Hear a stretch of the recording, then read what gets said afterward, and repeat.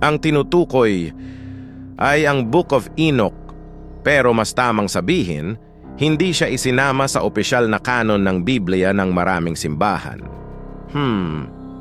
Bakit nga ba hindi siya kasama? Ganito yan. May ilang dahilan ayon sa history at theology. Una, pinagdudahan ang may akda. Sinasabing si Enoch, ang lolo ni Noah, ang sumulat nito.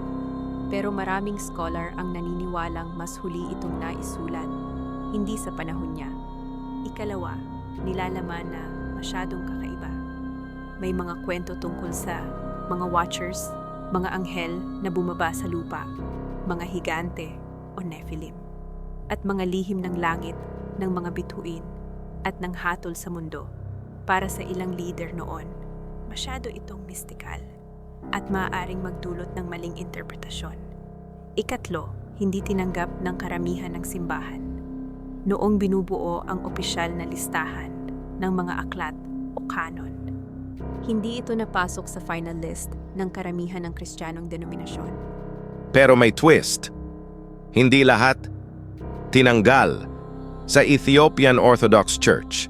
Kasama pa rin ang Book of Enoch hanggang ngayon. Ibig sabihin, hindi siya nawala. Inalis lang sa mainstream. Kaya ang tanong, kung may mga aklat na hindi isinama, ano pa kaya ang mga kwentong hindi natin nabasa?